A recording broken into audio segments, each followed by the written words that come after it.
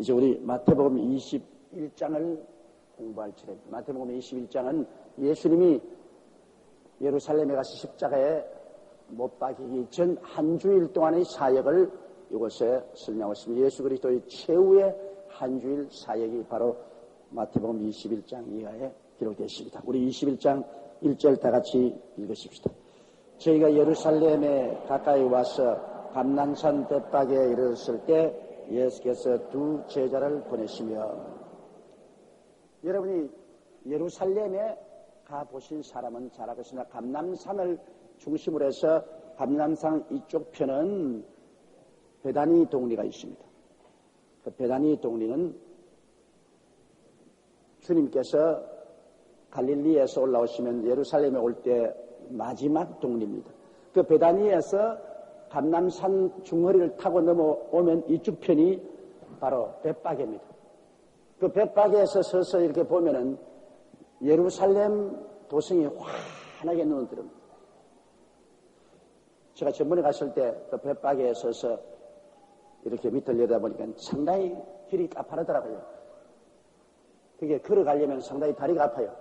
내가 보기에도 거기에서 나귀를 타고 가면은 좀 편안하게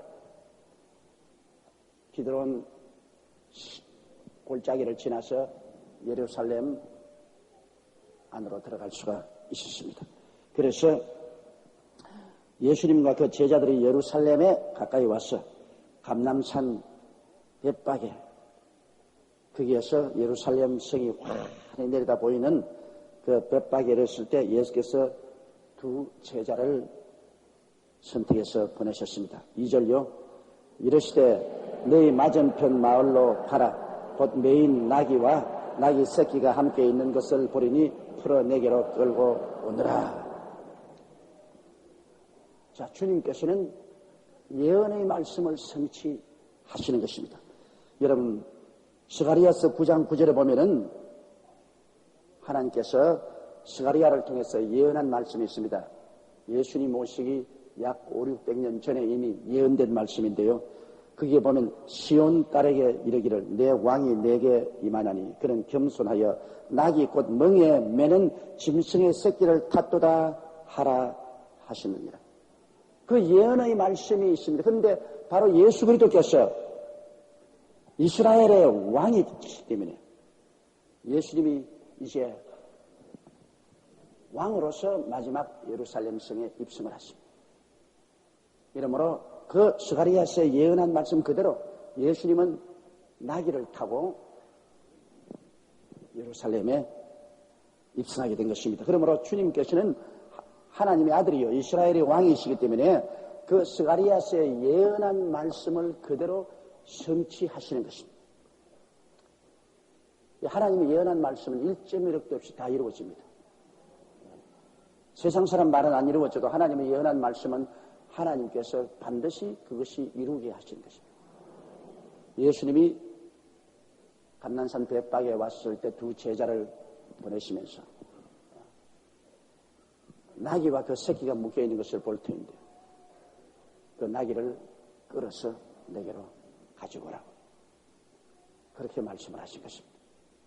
다른 성경에 보면은 나귀 새끼만 가져오라 그랬는데 여기에는 나귀도 함께 가져오라 했으니까 이미 나귀를 끌어서 오니까 새끼도 같이 따라온 것을 의미하는 것입니다.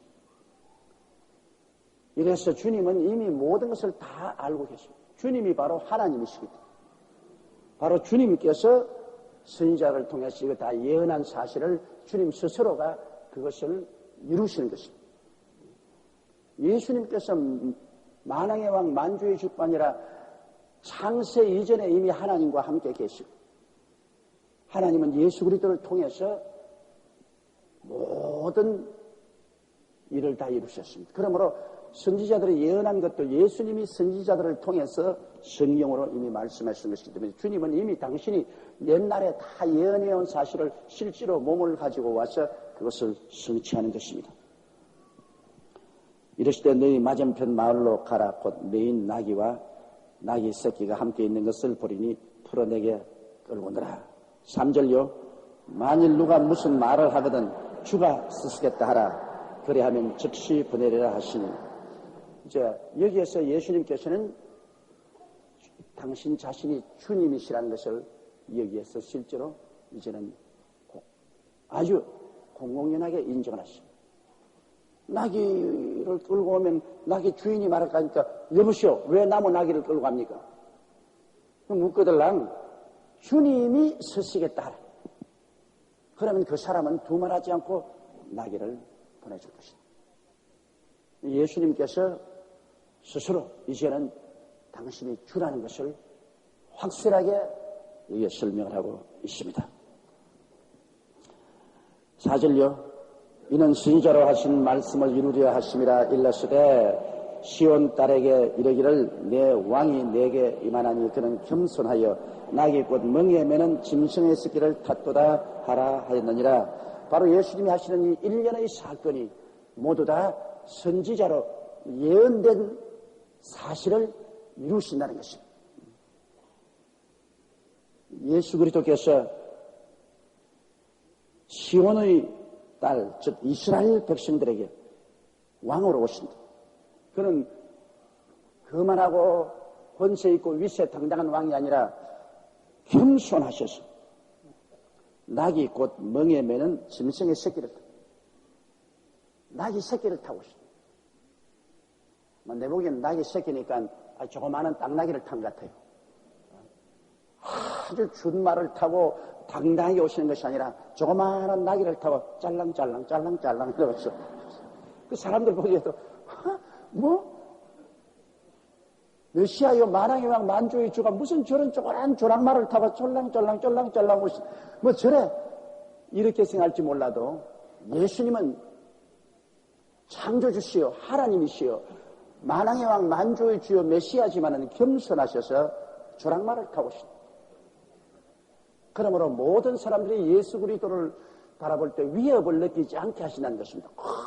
준말을 타고 위세 당당하게 오면은 일반 백성들은 겁이 나서 그 근처에 가지도 못합니다. 그러나 예수님이 조랑말을 타고 이렇게 오니까 어린아이들도 다 그 뒤에 그냥 막 뛰어서 따라오고 조랑말 따라서 어린아이들이 겁을 안 내니까 다 따라오고 모든 백성들도 다 그 나귀 주위에 모여들 수 있다. 예수님은 겸손하셔서 조금도 우리에게 위협을 가하지 아니하신다. 주님은 끝없는 사랑으로 우리를 돌보아주시겠습니다. 지금도 주님께서 우리를 찾아오실 때 위협을 하고 찾아오지 않습니다. 예수님은 하나님이신데 장엄한 위협을 가지고 오면은 우리가 그냥 그리스도 앞에 감당을 못합니다. 겁이 나서 우리는 절절매죠. 그러나 예수님은 지금도 우리에게 찾아오실 때 아주 겸비하게 성령으로 우리 마음속에 찾아오시는 것입니다. 내가 왔다고 주님께서 큰 소리 하지 않으시고 마치 밤에 이슬이 내리듯이 이슬이 내리는 건 우리 모르지 않습니까? 그러나 아침에 보면 밤이슬에 맞아서 온몸이 적시는 것처럼 예수님은 우리 모르는 사이에 우리에게 성령으로 임하시는 것입니다. 밤이슬에 몸 다쳐는 것처럼 여러분이 그리스도 안에서 나기도 모르는 사이에 하나님의 은혜가 우리 온몸을 적시고 우리 온 심령을 적시고 우리에게 변화시키는 이런 역사를 베풀어 주시는 것입니다. 6절요. 제자들이 가서 예수의 명하신 대로 하여.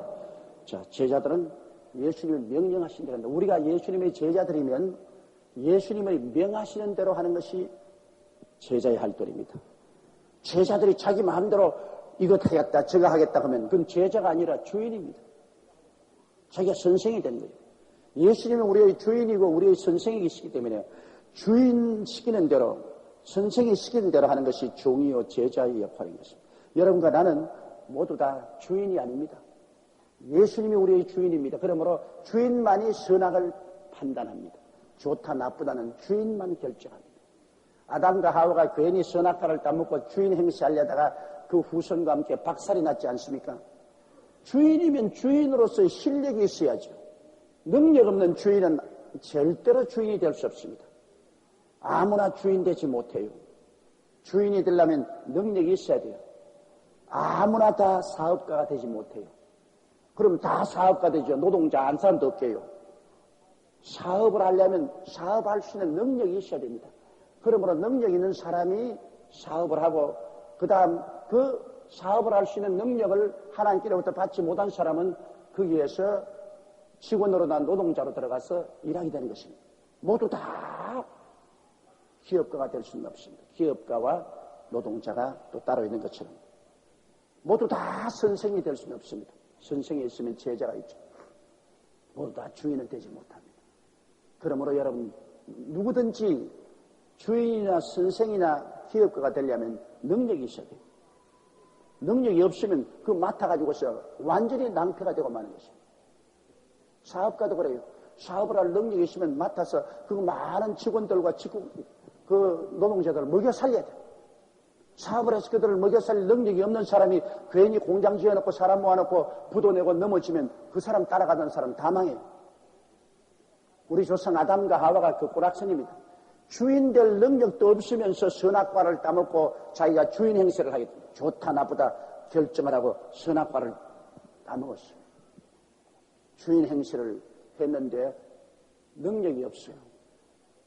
능력이 없으니까 내내 하는 것이 실패만 합니다. 정의를 실천할 능력이 없으니 죄만 늘 지었죠. 하늘나라를 가져올 능력이 없으니까 마귀와 세상만 가지고 왔죠. 기쁨을 가져올 능력이 없으니까 온 세상을 염려, 근심, 불안, 초조, 절망으로 꽉 들어치 않았죠. 영생하게 할 능력이 없으니까 병들고 죽게 하죠. 번창하고 축복받게 할 능력이 없으니까 저주의 가시체와 응급기가 나오고 그러고 헐벗고 굶주리죠. 영생할 능력이 없으니까 죽어서 지옥 가죠. 아담과 하와는 주인 노릇 못하고 순수하게 늘 종 노릇만 했어요. 여러분 주인이 되려면 능력이 있어야 됩니다. 우리 주 예수님은 우리의 주인이 되는 것은 주님께서는 하늘과 땅의 모든 권세를 다 가지고 계십니다. 예수님은 능력이 계셔요. 죄를 용서할 능력이 계시고 귀신을 쫓아낼 능력이 계시고 병을 고칠 능력이 계시고 죽은 자도 살릴 능력이 계시고 굶주린 자를 먹일 수 있는 능력이 있습니다. 예수님만큼 능력이 계신 분이 없어요. 그는 창조주입니다. 그러므로 그는 우리의 주인이요 우리의 스승이 되기에 마땅한 것입니다. 예수님은 능력이 계시기 때문에 좋고 나쁜 것을 당당히 결정할 수 있습니다. 이것은 좋다, 이것은 나쁘다. 이 길을 행하라. 그러므로 우리는 예수 그리스도를 우리의 생애 속에 주인으로 모시고 선생으로 모시고 그 시키는 대로 해야 됩니다. 잔소리하면 안 돼요. 능력도 없는 게 무슨 잔소리합니까? 능력이 있으면 잔소리, 능력도 전혀 없는 게 무슨 자꾸 잔소리하고 토를 겁니까? 우리 주님 앞에는 오직 예, 아멘, 할렐루야 밖에는 있을 수가 없습니다.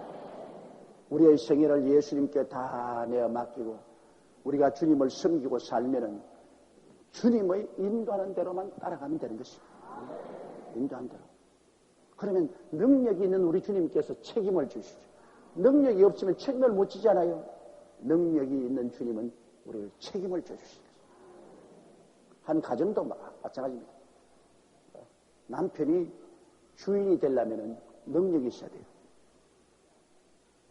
요 사이는 자기 남편 보고 주인이라고 하는 사람 별로 없어요. 요 사이 젊은 세대는 여자들도 다 대학을 졸업하고 경제력도 있고 그러니까 자기 남편 우리 주인입니다. 그런 소리 안 해요. 그냥 자기가 그러고 서로 자기라 그래요. 자기. 그런데 성경에는 사라는 아브라함을 보고 주라고 했습니다. 남편은 아내에 대해서 주가 된 것입니다. 우리 시절에도 남편을 보고 우리 주인이라 그러거든요. 우리 집 주인 어른. 그럼 주인이 되려면 힘이 있어야 주인이 돼요. 힘이 없으면 종이 되고 말아요. 힘이 있어 능력이 있으면 주인이 돼요. 요 사이도 남편들이 아주 기가 다 죽어가지고서 자기 부인에게 얻어맞고 쫓겨나가고 홈레스가 되고 하지만은 그 남편이 힘이 딱 있으면 온 가정을 이끌어나가서 힘이 딱 있으면 큰 소리 꽝 할 수 있죠. 그리고 주인 노릇하죠. 내 하는 대로 따라오라. 따라오죠. 능력 없는 사람이 내 하는 대로 따라오라. 그럼 아따 니나 잘 가라. 내가 왜 우리가 따라가니. 그렇게 됐지만 요사이 여러분 서울역이나 다른 데 홈레스가 되어서 신문지 깔고 자는 사람들 집이 없는 사람 별로 없어요. 다 집 있어요. 처자가 있어요. 근데 왜 그러면 집에 안 들어가고 신문지 깔아놓고 자느냐? 그거는 주인의 능력이 없기 때문에 못 들어가는 겁니다. 남자는 원래 주인이 돼야 되는데 주인 될 능력이 없어 경제력이 없으니까 집에 가도 주인으로 인정도 안 해주고 받아들이지도 않냐고 또 체면이 서지 않습니다. 남자라는 것은 그 주인 된 그 재미로 사는데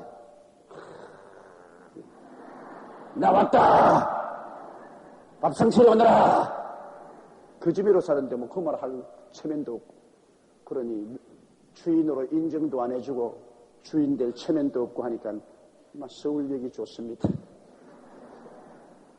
집에 들어갈 수가 없어요. 주인 된다는 것은 힘든 일입니다.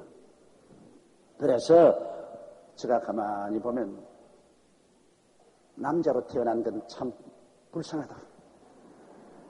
남자는 주인 노릇해야 되는데 그러면 온 처자를 편안하게 하고 이끌어갈 힘을 가져야 되고 또 자기 스스로도 그렇게 안 하면 자기가 못나 보여서 살 수가 없습니다. 남자는 그런 자기의 이미지를 가지고 있어요.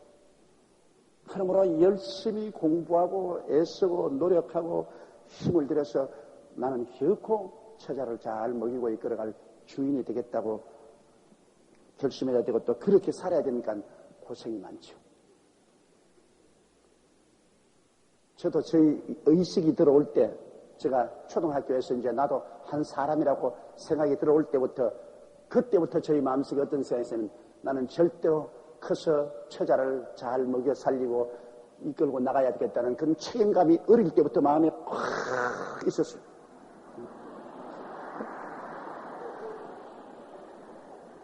그래 어찌 하든지 있는 힘을 다하여 노력해서 주인으로서의 책임을 다할 수 있는 그런 사람이 되어야 되겠다. 그것이 한시도 머리를 떠나지 아니하고 지금도 머리를 떠나지 않고 있습니다. 그러므로 여자로 태어난 게 훨씬 편하고 좋아요. 주인만 잘 만나면 편안하게 살아요. 주인을 잘못 만나면 고생하지만 주인만 잘 만나면 여자는 편안하게 사는데 남자는 태어날 때부터 고생하게 되어 있는 것입니다. 근데 예수님은 우리의 남편이고 우리는 그의 신부인데요. 우리는 정말 좋은 주인을 만났어요. 예수님은 하늘과 땅의 모든 권세를 가지고 할 수 없는 것이 없습니다. 우리가 믿고 순종만 하면 우리 주인은 우리를 능히 책임지고 이끌어갈 주인입니다. 걱정할 것도 없어요. 우리의 삶을 우리 주인, 우리의 남편, 우리 신랑된 예수님께 탁 맡겨버리면 예수님이 우리를 이끌어 주시는 것입니다. 주님이 손잡아 이끌어 주십니다. 그러므로 제자들이 가서 예수의 명하신 대로 했다는 말은 참 좋은 말입니다. 우리도 예수님의 종이요 제자들이기 때문에 예수님의 명하신 대로만 하면 돼요. 주님이 성수주의하라. 만사를 제껴놓고 성수주의를 하는 겁니다. 11조 들여서 나를 경배하라. 그렇게 하는 것입니다. 주님께서는 교회에서 봉사하라. 혹은 지역장, 구역장으로서 봉사하라. 그대로 하는 것입니다. 잔소리하지 말아야 돼요. 그대로 하면 반드시 주인이 우리를 돌보아 주시는 것입니다. 7절요. 나귀와 나귀 새끼를 끌고 와서 자기들의 겉옷을 그 위에 얹음에 예수께서 그 위에 타시니 그 제자들이 가서 나귀와 나귀 새끼를 끌고 와서 그 나귀 위에 자기들의 옷을 벗어서 얹었습니다. 그건 주인을 모시는 종의 태도인 것입니다. 그냥 맨 나귀 등에 예수님을 올라타게 할 수 있어요? 예수님을 주인으로 왕으로 공격하니까 그들의 옷을 벗어가지고서 나귀 위에 얹고 그 위에 예수님이 올라타게 했습니다. 예수님이 나귀를 타고 가신다. 그 나귀는 정말 우주 중에서 태어난 짐승 중에 최고로 영광을 받은 나귀입니다. 참 그 나귀 팔자 좋은 나귀예요. 예, 세세토록 성경에 기록되어 있어. 예수님이 탄 나귀니까 그 나귀는 아마 죽었어도 박제를 만들어가 천당에 갖다 놨을 겁니다. 왜? 예수님이 탄 나귀를 여러분 어떻게 그냥 버리겠습니까? 예수님을 모실 수 있는 사람은 영광스러운 사람입니다. 예수님을 위해서 무슨 일이라도 하는 것은 절대로 잊히지 않습니다. 예수님 앞에 옥합을 깨뜨린 마리아를 기억하시죠? 마리아가 예수님 앞에 옥합을 깨뜨리는데요. 그 옥합은 노동자가 1년 내내 번 돈을 가지고서 살 수 있는 그 값진 나드 기름을 담은 옥합입니다. 이 마리아가 이 옥합을 깨뜨려 가지고서 예수님의 머리에 붓고 발에 부었습니다. 이 옥합을 깨뜨렸다는 것은 의미가 굉장히 심장하지요. 왜냐하면 유대 나라에서는 여자가 시집을 갈 때 반드시 기름을 가지고 가야 됩니다. 기름을 얼마나 많이 가지고 오는가, 그것이 결혼 지참물을 얼마나 많이 가져왔는가 안 가져왔는가의 그것이 됩니다. 그러므로 소녀들은 모두 다 기름을 모읍니다. 시집 갈 때 가져가려고 기름을 모읍니다. 그런데 이 마리아는 이 옥합을 깨뜨려서 그 기름을 예수의 머리와 발에 부었다는 것은 자기 시집 갈 것을 포기한 것입니다. 여태까지 모은 그 옥합의 기름을 깨뜨려서 예수의 머리에 발에 부어 자기 일생을 그리스도 앞에 내어 맡긴 것입니다. 그럴 때 가룟 유다와 다른 제자들이 크게 화내어서 꾸짖었습니다. 이 무슨 낭비인고, 이것을 300데나리온에 팔아가지고서 가난한 사람에게 줘야 할 것 아니에요. 왜 이 귀한 기름을 예수님 머리에 붓고 발에 부어서 낭비하는가? 그때 예수님께서 말하십니다. 이 여자를 꾸짖지 마라. 이 여자가 내게 참 좋은 일을 했다. 여러분, 예수님을 위해서 하는 것은 낭비가 아닙니다, 여러분. 제가 말하고 싶은 것은 예수님을 위해서는 어떤 옥합을 깨뜨리고 어떤 향기름을 부어도 그건 낭비가 될 수 없습니다. 하나님 아들, 하나님을 위해서 우리가 드리는 것은 낭비가 될 수가 없습니다. 사람이 쓰는 것은 잘못하면 낭비가 되죠. 하나님 섬기는 데 사용하는 것이 어떻게 낭비가 됩니까? 누가 감히 그런 소리를 합니까? 하나님을 위해서 못해드려서 우리가 안타깝지. 하나님을 위해서라면 있는 것 다 갖다 부어도 낭비가 되지 않습니다. 하나님을 섬기기 위해서는 무엇인지 우리가 다 할 수가 있는 것입니다. 8절요. 무리의 대부분은 그 겉옷을 길에 펴며 다른 이는 나무가지를 베어 길에 펴고, 자, 예수님이 이제는 왕으로 입성을 한다.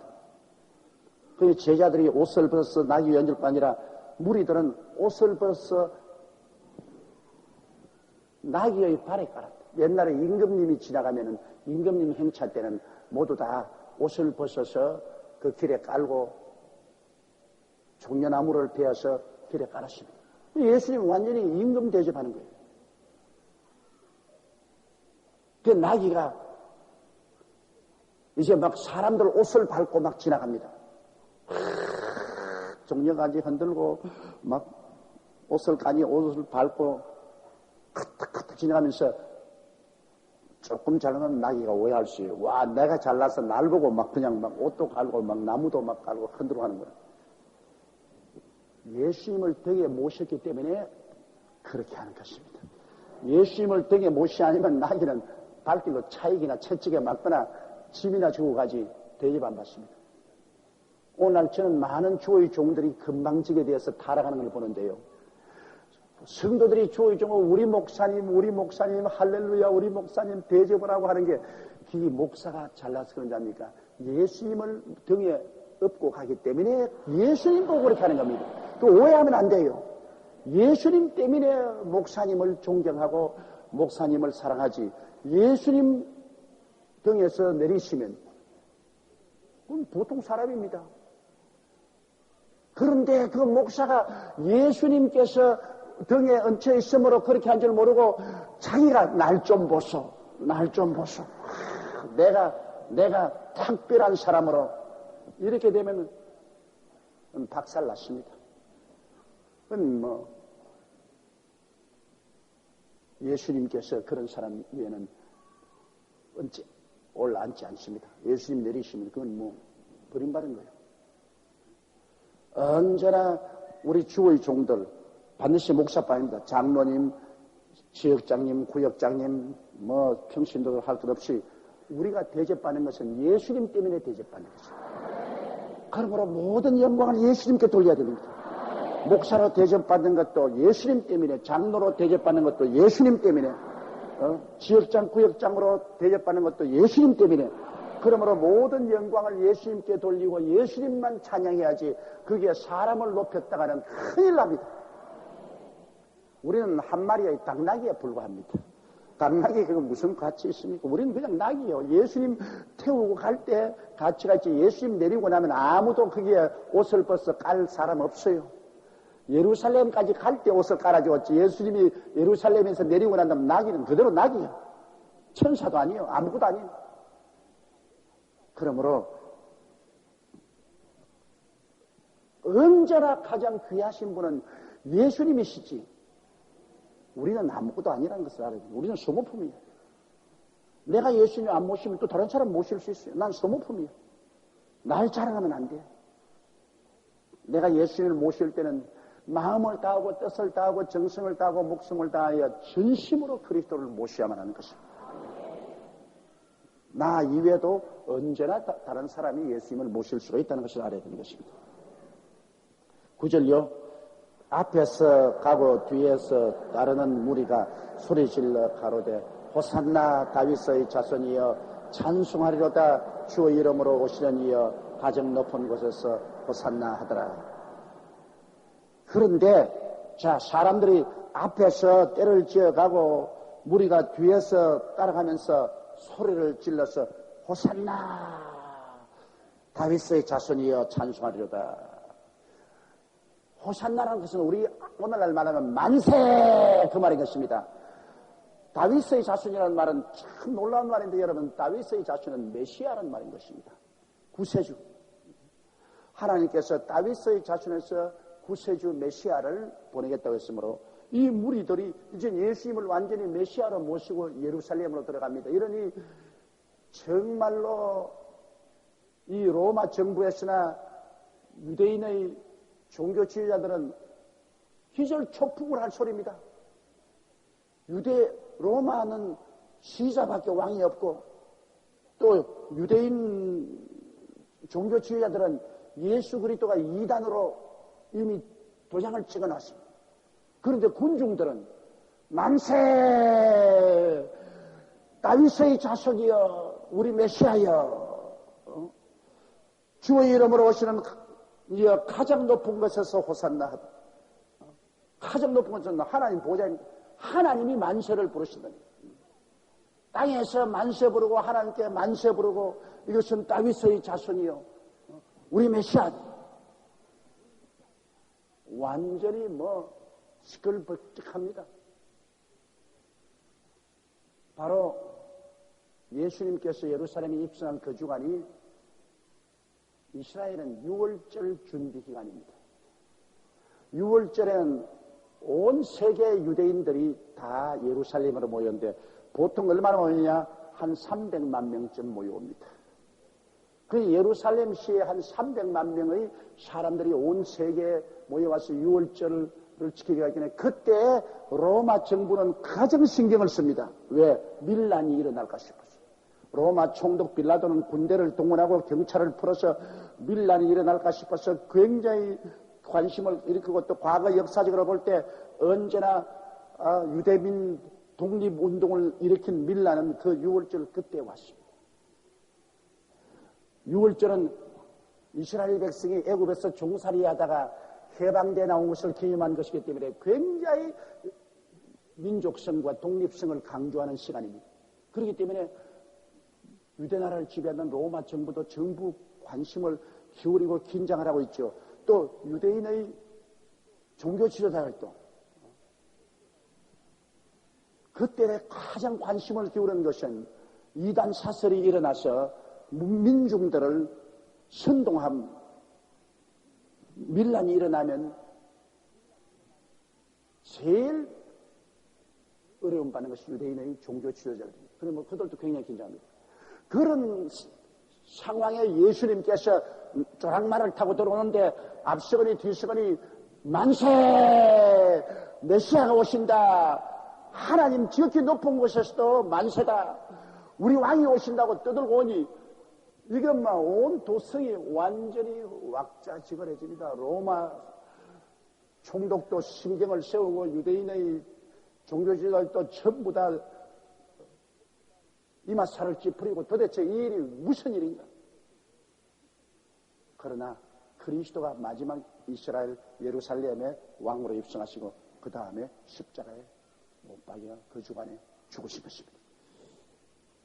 그런 정황을 우리가 보아야 되겠습니다. 주님께서 십자가에 못 박이기 전에 하나님께로부터 영광을 받으신 것입니다. 내가 전에도 말했거니와 언제나 고난 전에는 큰 환희가 다가온다 했지 않습니까? 큰 즐거움을 느껴야 고난을 이길 수가 있다. 예수님께 하나님께서 큰 환희를 주신 것입니다.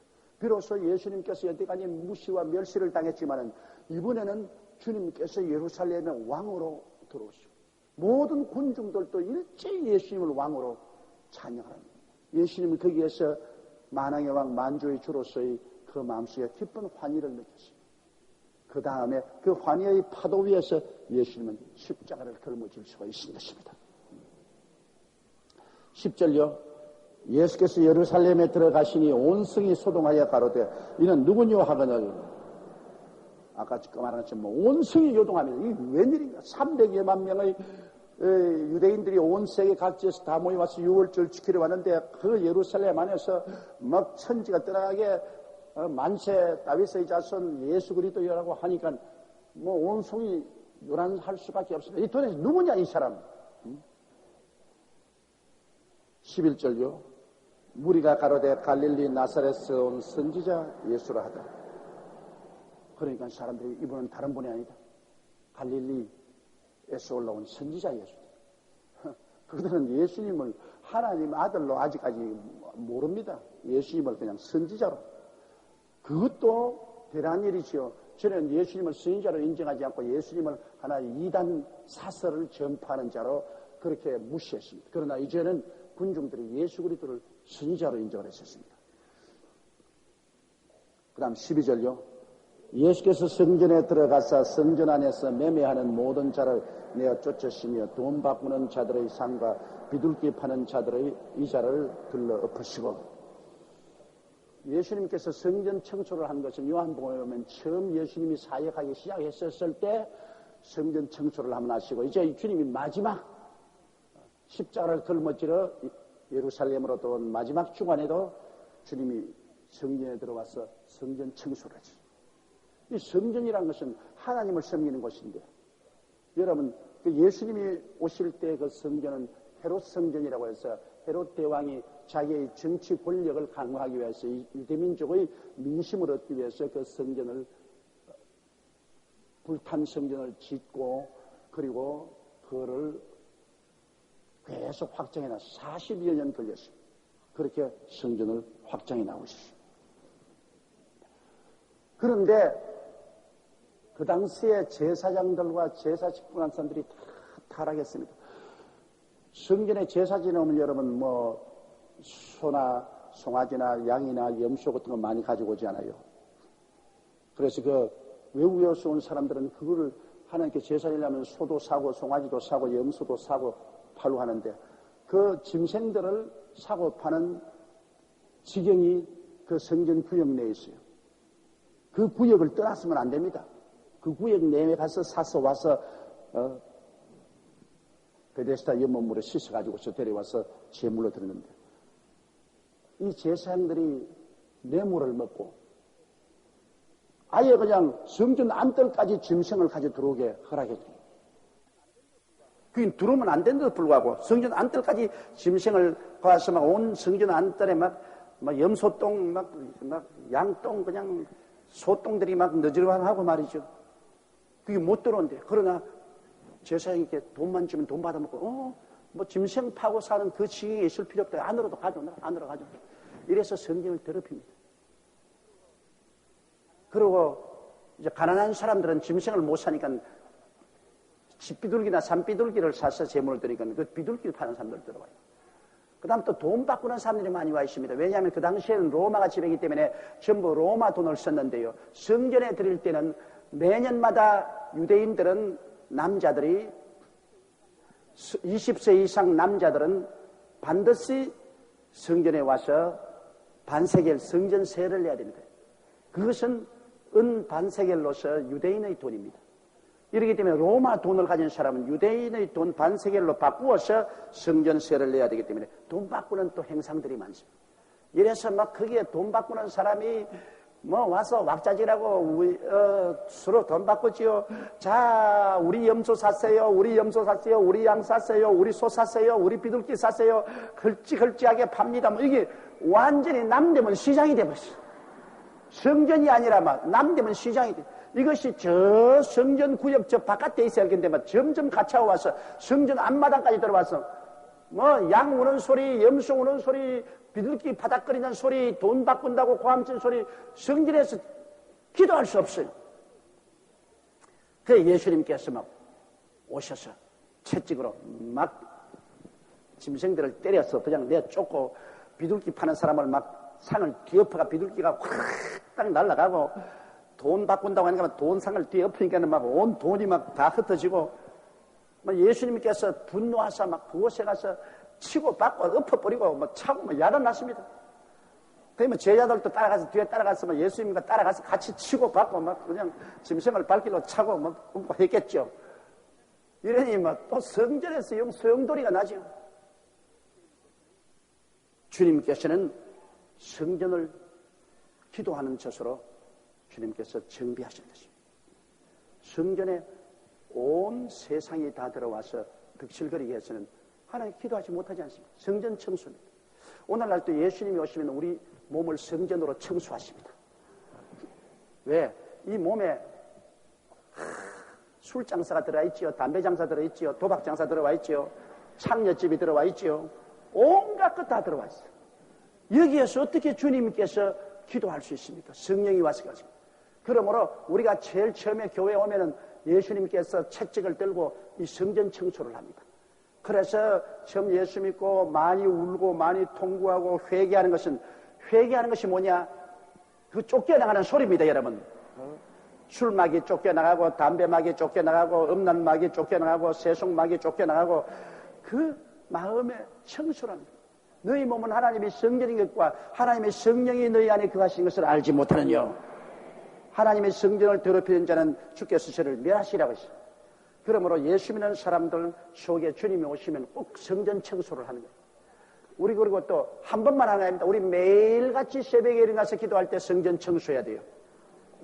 이제 우리가 청소하는 겁니다. 우리가 회개를 통해서 청소해야 돼요.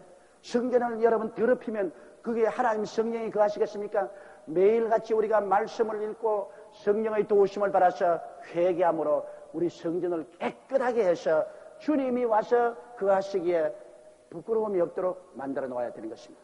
성전을 깨끗하게 해요. 우리 이것도 성전입니다. 우리 교회 성전. 우리 교회 성전도 여러분 성전이 이게 더러워져 놓으면 여기 와서 하나님 모시고 어떻게 예배드리겠습니까? 막 주일날 막 주보도 막 아무나 던져버리고 코풀어서 던지고 그냥 막 애들 휴지도 던져버리고 성전이 더러워지면 이건 하나님에 대한 모독입니다. 성전은 우리가 다 깨끗이 청소해야지. 하나님의 성전을 존경하는 것은 하나님을 존경하는 것입니다. 그러므로 이 성전을 우리가 존경하는 것은 하나님 성령이 이곳에 역사하기 때문에 이 성전을 존경하는 것은 하나님을 존경하는 것이고 또 우리 몸을 존귀하게 되는 것은 여기 하나님 성령이 와서 거하시게 되는 것입니다. 이러므로 매일같이 성전 청소해야 됩니다. 여러분 늘 성전 청소를 해야 주님 오시지 더러운 것이 오지 않습니다. 예수님 친히 성전을 여기에 청소하신 것입니다. 그 다음 13절요. 저희에게 이르시되 기록된 바 내 집은 기도하는 집이라 일컬음을 받으리라 하였거늘 너희는 강도의 굴려로 만드는도다. 이사야서 56장 7절에 주님께서 말씀하기를 내 집은 기도하는 집이라 그렇게 말씀했는데 주님이 그 말씀을 인용한 것입니다. 내 집은 기도하는 집이라 일컬음을 받으려 하였거늘 너희는 강도의 굴려를 만드는도다 하시거든요. 우리 이 성전은 기도하는 집입니다. 여기 하나님이 오시고 우리 하나님 백성들이 오시고 우리가 찬송과 기도로 대화하고 말씀을 나누는 거룩한 처소입니다. 이 성전에서 여러분 장사하거나 이렇게 매매하거나 이렇게 해서 세속이 들어오도록 하면 안 되는 것입니다. 예수님께서 성전은 거룩하게 하라.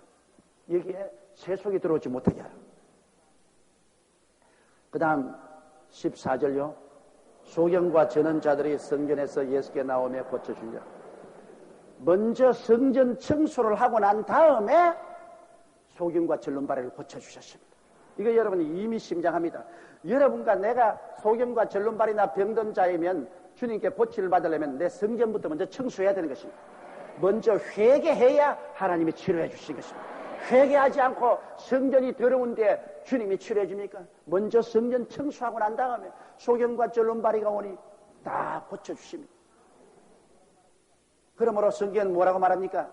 너희 중에 병든 자가 있느냐 저는 교회 장로들을 청할 것이요. 저들은 주의 이름으로 기름을 바라며 위하여 기도할지니라. 믿음의 기도는 기도는 병든 자를 구원하시죠. 주께서 저를 일으키시라. 혹시 죄를 범하였을지로 사하심을 드리라. 그러므로 너희 죄를 서로 구하며 병 낫기를 위하여 기도하라. 의인의 강물은 역시 하나님이 많이라. 이렇기 때문에 병 고침 받기 전에 반드시 회개가 있어야 됩니다. 성전 청소가 없이는 주님께서 성전에서 기적을 행하지 않으십니다. 오늘 여기 성전 청소하고 난 다음에 소경과 귀머거리와 병든 자원에 주님 고쳐주십니다. 그러므로 성전과 치료는 언제나 이퀄입니다. 주님 성전에 계시고 성전에서 주님께서는 언제나 치료하십니다. 오늘날도 여러분 교회가 성전이 되어서 주님을 섬기면 이 교회에 오는 환자들은 주님이 고쳐주시는 것입니다. 교회는 병 고치는 처소입니다. 세상에서 못 고치는 병이라도 주님은 고치시는 것입니다. 주께 능치 못하심이 어디 있겠습니까? 주님은 전능하십니다. 그러므로 성전에서 우리가 회개하고 자복하고 주님을 찾으면 주님께서는 우리의 병을 오늘도 깨끗이 고쳐주시는 것입니다. 그 다음 15절요. 대제사장들과 서기관들이 예수에 하시는 이상한 일과 또 성전에서 소리질러 호산나 다윗의 자손이 하는 아이들을 보고 분하여. 자, 제사장들과 서기관들, 이건 유대인의 종교 지도자들입니다. 제사장과 서기관들. 서기관들은 성경을 이렇게 필체로 이렇게 적는 사람 서기관. 이 대제사장들과 서기관들이 예수 하시는 이상한 일, 예수님이 성전 청소하는 것과 병 고치는 걸 보고 이상한 일이라고 하십니다. 기가 막히지 않습니까? 마땅히 해야 될 일인데, 성전을 청소하는 것도 마땅히 해야 될 일이고, 그리고 성전에서 하나님의 능력으로 병든 자를 고쳐주는 건 마땅히 해야 될 일인데 얼마나 타락했든지 이상한 일로 보았습니다. 야, 그 참 이상한 일을 한다. 왜 성전에서 돈 바꾸고 짐승들 사고 파는 것 이거 쫓아내냐? 이 이상한 일 아니야. 너무 타락했기 때문에 올바른 일이 이상하게 보입니다. 여러분 거꾸로 서서 보면 세상이 다 거꾸로 보여요. 그건 왜냐? 지가 거꾸로 쓴 줄 모르고 세상이 거꾸로 보인다고 합니다. 자기가 너무나 타락했기 때문에 예수님이 오셔서 올바르게 하는 것을 보고 이상한 일. 그것도 다른 종교 지도자 대제사장과 서기관들이 이 이상한 일 합니다. 교회도 너무나 은혜에서 타락했기 때문에 예수 믿고 성령 받고 방언을 말하는 것을 이상한 일로 보고서 얼마나 핍박했습니까? 요사이는 이제 모두 다 성령 받고 방언하는 것은 다 뭐 정상적인 일로 봤는데, 제가 1958년도에 처음 목회를 나와서 개척교회 하면서 성령 받고 방언 말하고 병 고치고 할 때 완전히 나는 사람으로 취급 못 받았습니다. 뿔난 짐승으로 취급. 가는 곳마다 나는 이 교역자들의 모임에 받아주지도 않았어요. 어제 또 별나라에서 온 사람처럼 이상한 사람처럼 나를 전부 취급했습니다. 참으로 긴 세월 동안 어려움을 당했습니다. 왜? 교회가 하나님의 은혜에서 얼마나 멀리 떨어졌기 때문에 예수 믿고 성령 받고 방언을 말하고 성령의 은사가 나타나는 일을 보고 이상한 일. 그 교회 가지 마라. 방언하고 하는 것은 귀신이 한 일이다. 분명히 성경에 오순절날에 성령이 임하여서 120문도가 성령을 받고 방언을 말하고 그들이 온천하에 가서 복음을 전가하고 고린도전서 12장에 보면 성령의 은사가 다 이런데 성경인데도 불구하고 너무너무 은혜에 뒤떨어졌기 때문에 은혜의 역사를 하는 것을 보고 이상한 일을 걷습니다. 사람들이요 정상적인 것이 너무 멀어지면 정상적으로 하는 것이 이상하게 보입니다. 요사이 부정부패가 너무나 심하기 때문에 공무원 사회나 이 세상에서 올바르게 사는 사람 보고 이상한 일을 하는 것으로 봅니다. 정직하고 성실하고 건면하고 충성스럽게 해서 하면 불쌍한 놈. 좀 돌았어. 정상적으로 사는 사람이 오늘날 이상해 보이고 비정상적으로 사는 사람을 그 사람이 올바른 것으로 봅니다. 이것이 오늘날 우리 사회의 현실입니다. 이게 우리가 이제 얼마나 삐뚤어진가를 볼 수 있어요. 부정부패를 하면 그거 정상적인 것으로 봅니다. 그러나 정직, 성실, 건면, 충성하면 이거는 못난이로 봅니다. 아이고 저 못난이 이 세상에서는 저렇게 해서 못 사는데 이것이 정말 잘못된 일이죠. 그러므로 이 예수님 당시에도 제사장이나 서기장이 얼마나 부패했던지 정상적으로 교회를 성전을 청소하고 병자를 고치는 것을 이상한 일로 보았다. 예수의 하시는 이상한 일과 또 성전에서 소리질러 호산나 다윗의 자손이 하는 아이들을 보고 아이들이 막 예수님 보고 만세 다윗의 자손이여 메시아여 막 마음에 분노가 생겼습니다. 어디 감히 우리 유대인의 정통적인 종교에서 이단으로 낙인 찍은 무명의 사람을 메시아로 내기죠. 대제사장과 서기관들이 분노를 느꼈습니다. 16절요. 예수께 말하되 저희의 하는 말을 듣느뇨. 예수께서 가라사대 그렇다.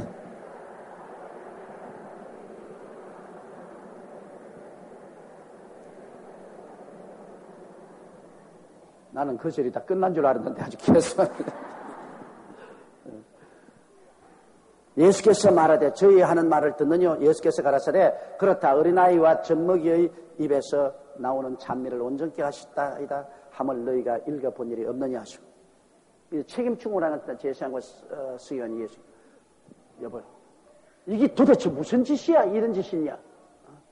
어린아이들이 당신들 보고서 만세 다윗의 자손 메시아라고 하는데 그 잠잠하게 해야지. 당신이 어디 메시아야? 당신이 우손이라고 했지 않냐? 금방진 사람 아니야. 그렇게 예수님이 추궁을 하니까 예수님께서는 그들에게 대답을 했습니다. 시편 8편 2절에 보면 바로 이 말씀이 예언되어 있습니다. 예수께서 말하되 저희 하는 말을 듣고 예수께서 가라사대 그렇다. 시편 8편 2절인 것처럼 어린아이와 젖먹이들의 입에서 나오는 찬미를 온전케 하시다 함을 너희가 읽어본 일이 없느냐 하시고 너희 제사장이나 서기장이나 성경 잘 아지 않냐? 성경에 보니까 하나님께서 어린아이와 젖먹이의 입을 통해서 하나님 영광을 온전케 하시다 했는데 어른들이 다 탐욕과 살이 사욕에 취해서 참된 것을 못 보는데 어린아이와 젖먹이들은 단순하니까 성령의 감동으로 바로 보지 않느냐. 너희들은 나를 보고 다윗의 자손이여 만세 안 하니까 이게 순진한 어린아이들이 나를 보고 다윗의 자손이여 만세 메시아여 만세하죠. 그 성경에 그렇게 말한 것은 못 이러냐. 어른들이 안 하니까 어린아이와 젖먹이의 입을 통해서 하나님의 영광을 시인했다는 사실을 너희들이 읽지 못했냐. 예수님이 하시는 모든 일은 하나님께서 예언하신 성경에 입각해서하기 때문에 그냥 성경을 믿는 사람들은 꼼짝달싹할 수 없습니다. 참말을 하시니까요.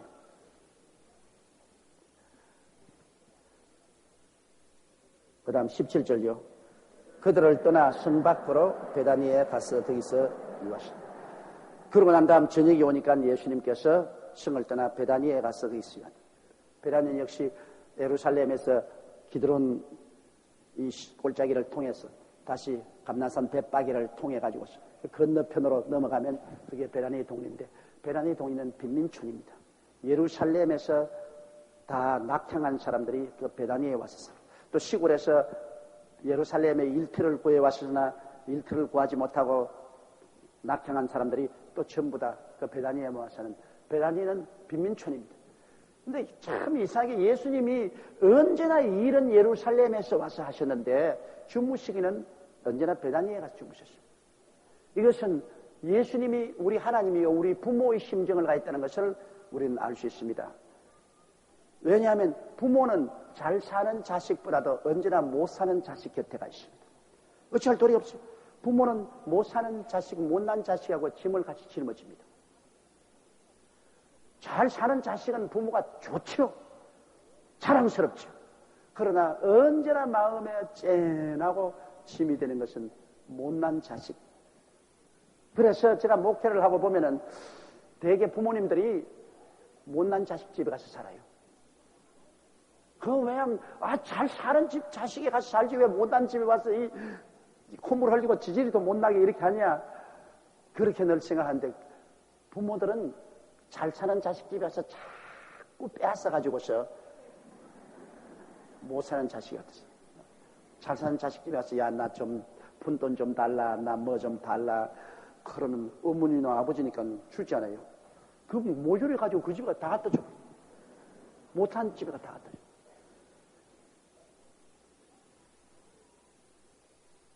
내가 총각 시절에는 도저히 이해가 안 돼요.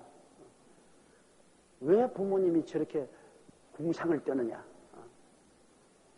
잘 사는 집에 와서 뚱뚱하게 살지 왜 못 사는 집에 가서 저렇게 늘 붙어 살고, 그리고 또 자꾸 잘 사는 집 애들 자꾸 무엇이라도 조금이라도 뜯어가지고서 못 사는 집에 갖다 주고 저렇게 하냐.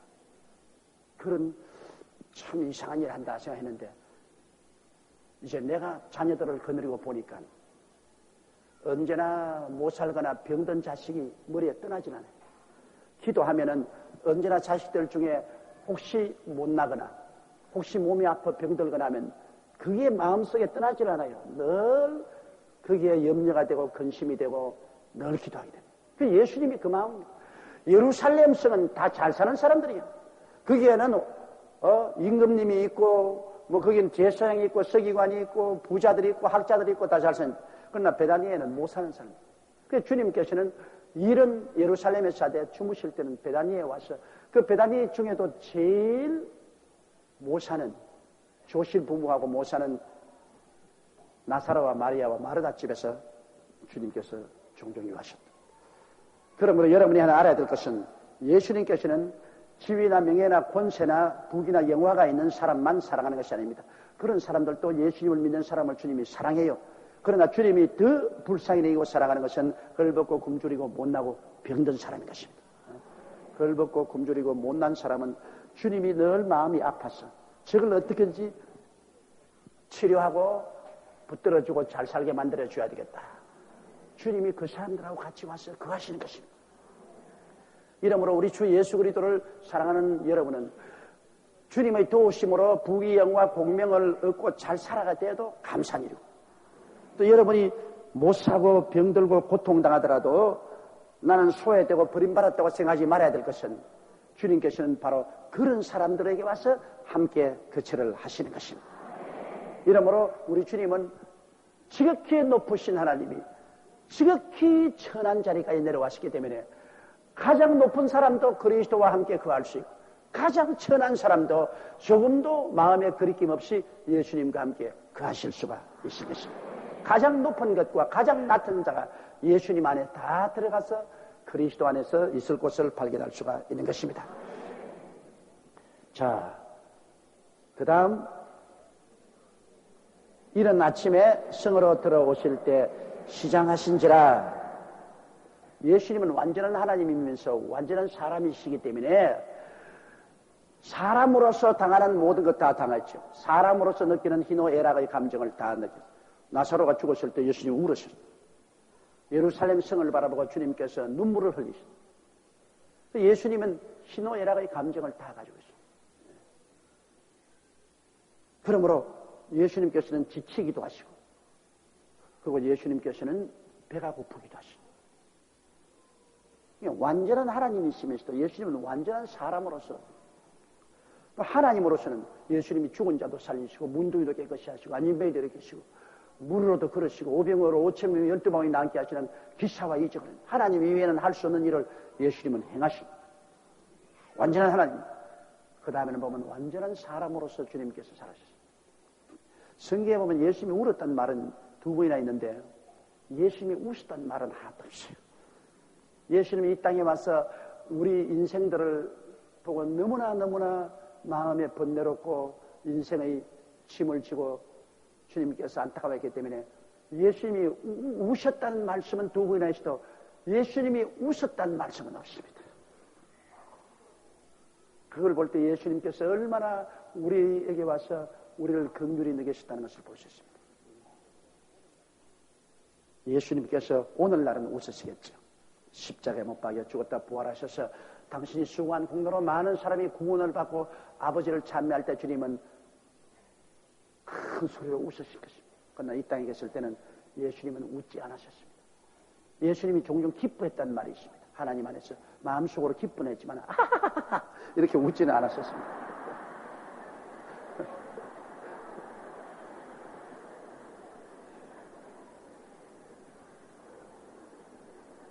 왜 웃어요?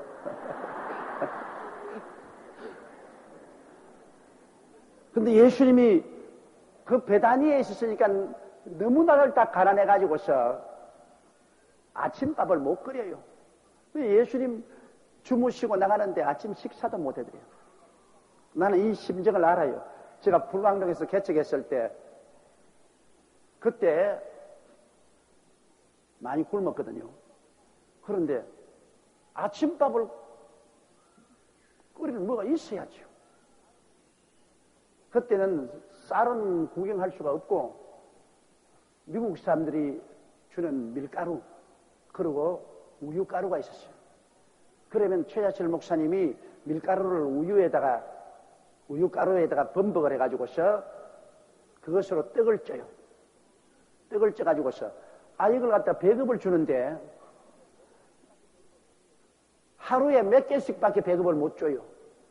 그건 아침은 언제나 굶지요. 아침은 그냥 금식이고 이제 낮에 그것을 배급을 이제 이런 빵, 밀가루 빵을 두서너 개 주고 저녁에 주는데 그때 그 밀가루 빵이 꿀맛이라 꿀맛. 그 밀가루 빵에다가 그냥 찬물을 한 번 마시면 꿀맛이었어. 근데 요 사이는 밀가루가 빵 그것 아무리 먹어도 아무 맛도 없어. 사람이 시장이 반찬입니다. 벌써 밥이 맛이 없으면 그만큼 배부른 흥정이라고 생각해야 돼요. 배고프면 무엇인지 그렇게 맛이 있어요. 그때 밀가루 빵 맛있던 것 지금도 기억이 나요. 그때는 우리 교인들이 다 올 때 갈 때 없이 천막에서 홈레스로 다 자면서 전부 밀가루 빵을 같이 나눠 먹어야 되니까 누구는 많이 먹고 누구는 적게 먹을 수가 없어요. 예수님도 베다니에서 주무셨는데 12제자를 거느리시니 그것 아침 줬다가는 집안이 다 들것이 날 것입니다. 그러니까 예수님하고 제자들 대접을 못 하시는 거예요. 또 예수님이 시장하셨어요. 그래서 주님께서 감람산이 이렇게 언덕을 이렇게 올랐는데 거기 지금도 가보니까 무화과나무 단지가 있어요. 무화과나무가 많이 그 잎사귀가 무성하니 주님께서 가서 무화과를 찾았죠. 물론 예수님께서 혹시 무화과가 있는가 그 때문에 찾기도 하셨겠지만은 그러나 제자들에게 믿음에 대한 교훈을 가르치기 위해서 또한 그렇게 하신 것입니다. 자, 길가에서 한 무화과 나무를 보시고 그리로 가서 잎사귀밖에 아무것도 얻지 못하시고 나무에게 이르시되 이제부터 영원토록 내게 열매가 맺지 못하리라 하시니 무화과 나무가 곧 마른지라. 무화과 나무는 열매를 맺어서 사람들에게 따먹도록 해줘야 되는데 무화과 나무가 잎사귀만 무성하고 열매가 없으니까 주님이 열매 없는 무화과 나무를 저주해버렸습니다. 여기에는 의미가 대단히 깊습니다, 여러분. 무화과 나무는 또 누구를 상징하냐면 이스라엘을 상징하는 것입니다. 이스라엘이 바로 무화과 나무로 상징되는데 이스라엘이 열매를 맺지 않습니다. 회개하여 하나님을 믿지 않기 때문에 주님이 무화과 나무를 저주해버려서 말라버린 것처럼 이스라엘이 하나님의 저주를 받고 예수 그리스도를 십자가에 못 박은 이후로 그들은 로마의 멸망을 당하고 나라 없는 민족으로 2000년 동안 온 세계를 방황한 것입니다. 또한 무화과 나무, 열매 없는 무화과 나무를 저주했다는 것은 여러분과 나도 하나님의 백성인 무화과 나무입니다. 우리도 무화과 나무인데 우리가 잎사귀만 무성해서 내가 예수 잘 믿는다, 내가 뭐 목사다, 내가 장로다, 내가 권사다, 집사다, 뭐 감투만 쓰고 뜨드락 시끌벅적하게 다니면서 실제 열매는 실제 영혼을 구원한다든지 교회 물질로 봉사한지 헌신 봉사하는 열매는 없고 굉장히 떨스부사고 잎사귀만 무신하면 주님께서 저주하신다. 우리는 잎사귀가 많지 않더라도 열매를 맺어야 돼요. 주민은 성경에 요한복음 15장은 우리가 열매를 많이 맺으면 그리스도의 제자가 되고 하나님께 영광을 돌립니다. 우리가 우리의 삶 속에 열매를 맺어야 돼요. 주님을 위해서. 주님이 가장 기뻐하는 열매가 바로 영혼 구원의 열매입니다. 다른 사람에게 전도해서 영혼을 구원하고 영혼을 돌보는 이 열매 맺기를 주님이 원하시죠. 주님께 헌신 봉사하는 열매도 맺을 것이고 또 우리의 인격적인 열매도 맺을 것이고 주님은 우리에게 와서 끊임없이 열매를 찾습니다. 우리에게 찾아서 우리를 이렇게 너 무슨 열매 맺었니 한번 보자. 열매 맺냐? 너 지역장 열매 맺었냐? 나 홀로 지역장이냐? 열매를 맺고 있느냐? 너 구역장 한번 보자. 잎사귀만 구역장 하고서 무슨하고 너 열매 얼마나 맺었냐? 너 장로냐? 열매 얼마나 맺었냐 한번 보자. 장로로서 교회에 와서 대접만 받고 어깨에 힘주고 어시되느냐? 안 그러면 네가 정말 겸허해서 성도를 섬기고 네가 열매를 맺고 한번 보자. 권사 한번 보자. 괜히 지역장, 구역장에 애만 먹이느냐? 그렇지 않고 내가 정말 열매 맺냐? 한번 보자. 주님은 열매를 찾아요. 우리가 주의 종들도 총회를 해보면 제일 총회에 와서 말 많고 뜯어러 제끼고 총회를 혼란하게 하는 목사들은 열매 맺지 않은 목사들입니다. 교회 잘 세워서 목회 잘하는 주의 종들은 말이 많지 않아요. 조용해요. 근데 교회도 성도 몇십 명 가지고 그냥 열매도 잘 맺지 못하는 그런 주의 종들이 대개 총회에 와서 막 고함을 치고 주먹을 흔들어 대끼고 아주 법석을 뜹니다. 열매 없는 무화가 나옵니다. 여러분, 우리는 형식과 의식보다도 우리의 삶 속에 예수님이 찾아와서 예수님이 배가 고파가지고서 열매에 배가 고파서 왔을 때 주여 따먹으소서 여기 열매가 있나이다. 주여 기뻐하소서. 영혼 구원의 열매도 있고요. 여기에 물질 봉사 열매도 있고요. 기도 열매도 있어요.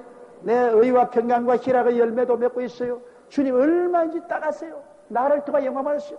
주님이 우리 무화과 나무 밑에 와서 큰 배불리 잡수시고 너 무화과 나무야 복 받을지어다. 모든 사람이 너에게 와서 복을 나눌지어다. 그렇게 해야 될 거 아닙니까? 그러나 열매 없는데 주님 와서 살펴보고 아무 열매도 없으니까 이후로는 어떤 사람도 너에게 와서 열매를 먹지 못하리라. 그것은 말라버려. 주님의 복을 받으면 흥하고 주님의 저주를 받으면 망하는 것입니다. 우리 주님 말씀 한마디에 흥망성쇠가 달리는 것이죠. 예수님의 말씀이 임하셔서 복을 주시면 그 복을 빼앗을 자가 없어요. 그러나 예수님이 저주해버리시면 그건 뭐 말라버려요. 여기 보니 예수님이 저주하신 무화과가 그대로 말라버리셨습니다. 그 다음요. 제자들이 보고 이상히 여겨 가로되 무화과 나무가 어찌하여 곧 말랐나이까. 예수님 말씀 한마디면 살기도 하고 죽기도 합니다. 창조 주시니까요. 그리스도의 말씀은 바로 천지와 만물을 지으신 능력의 말씀이십니다. 그 말씀대로 천지가 움직이는 것입니다. 그래서 예수님께서 무화과 나무를 저주하시니까 다른 성경에 보니 이튿날 가다가 보니 말랐다 했는데 여기는 곧 말랐다고 했습니다. 막 그 자리에서 예수님 말씀하자마자 무화과 나무가 막 생명을 잃고 죽기 시작했는데 완전히 죽기는 이튿날 죽은 것입니다. 21절요. 예수께서 대답하여 가라사대 내가 진실로 너에게 이르노니 만일 너희가 믿음이 있고 의심치 아니하면 이 무화과 나무에게 된 이런 일 하라 이 산들을 들려 바다에 던지오라 하여도 될 것이요. 이제 주님께서 여기에 믿음에 대한 말씀을 하시는 것입니다. 믿음이란 뭡니까? 믿음은 하나님의 말씀을 믿는 것입니다. 눈으로 보고 귀로 듣고 냄새 맡고 맛보고 서로 만지는 환경을 믿는 것이 아닙니다. 환경은 이건 거짓되고 헛된 것이요 허상입니다. 하나님 말씀은 실상입니다. 하나님 말씀은 눈에 아무 증거 안 보이고 귀에는 아무 소리 안 들리고 손에 잡히는 것 없어도 하나님 말씀은 그것이 실제적인 것입니다. 눈에 보고 듣고 만지고 하는 것은 현재 있는 것 같지만 이거는 하나님 말씀하고 반대되는 것은 다 거짓되고 헛된 것입니다. 허상입니다. 실상이 아닙니다. 우리 예수 믿는 사람은 실상을 잡고 가는 것입니다. 우리는 보는 것으로 행하지 않고 믿음으로 행합니다. 따라 말씀해서 나는 믿음으로 행하고 보는 것으로 행하지 아니한다. 그러므로 눈에 보이는 것을 따라서 좌우로 움직이면 안 됩니다. 주님의 말씀대로 믿고서 나가는 것입니다. 우리는 믿음의 세계를 붙잡고 나가는 것입니다. 그러므로 예수님께서 하나님을 믿으면 이 무화과나무가 말라지는 것 같은 이런 역사가 일어난다. 실상을 잡고 있으면 허상은 사라집니다. 하나님 말씀에 쓰란 건 하나님 말씀을 믿고 말씀 위에 굳세게 서면 그 다음 환경은 자연적으로 변화를 받게 되는 것입니다. 믿음이 오고 그 다음 환경이 변화를 받습니다. 22절요. 너희가 기도할 때 무엇이든지 믿고 구하는 것은 다 받으리라 하시니 우리가 기도할 때 믿음으로 기도해야지. 중언 부언만 해도 안 되고 기도할 때 자꾸만 무엇을 느끼려고 해도 안 됩니다. 여러분 체험이나 감각은 후에 따라오는 것입니다. 믿음은 바라는 것들의 실상이요 보지 못하는 것의 증거라고 해서 믿음 그 자체가 실상이고 증거입니다. 다른 증거 찾으면 안 돼요. 다른 증거 필요 없어. 믿음 자체가 실상이고 믿음 자체가 증거입니다. 믿음의 증거 이외에 다른 증거를 찾지 마세요. 내가 몸 아픈 사람이 기도 좀 하고 난 좀 보고 아유 하나님 아버지 아직 안 나왔습니다. 주님이 선하게 이것은 믿음의 기도가 아니라 이거는 눈으로 보고 하는 기도입니다. 아예 내가 믿음의 기도를 했으면 믿음 그 자체가 증거입니다. 벌써 난 증거예요. 믿음의 실상과 증거를 저버리면 하나님의 은혜가 떠나가고 마는 것입니다. 거짓되고 헛된 것을 숭상하는 자는 하나님의 은혜를 저버리거니와 요나가 말했습니다. 거짓되고 헛된 것이 뭡니까? 허상입니다. 환경, 느끼는 것. 이 환경이나 느끼는 것을 숭상하고 따라가면 하나님의 은혜를 버립니다. 오직이 믿음으로, 오직이 믿음으로, 오직이 믿음으로. 나의 의인은 믿음으로 말미암아 살리라. 뒤로 물러가면 내 마음이 저를 기뻐하지 아니하리라. 여러분 모두 다 믿을 수 있는 힘이 있습니다. 하나님이 각 사람에게 믿음을 분량대로 주셨습니다. 여러분 믿음의 사람들인 것입니다. 옆에 있는 분에게 말했습니다. 당신은 믿음의 사람입니다. 그러므로 여러분께서 실상과 증거인 믿음 속에 사는 여러분 되시기를 주의 이름으로 축원합니다. 느낌이나 환경을 보고 두려워하지 마시기 바랍니다. 그래야만 무엇인지 구하는 대로 이루어지시는 것입니다. 우리 주여 성은 부르고 통성으로 기도하십시다. 주여 주여 주여 사랑이 많으십니다.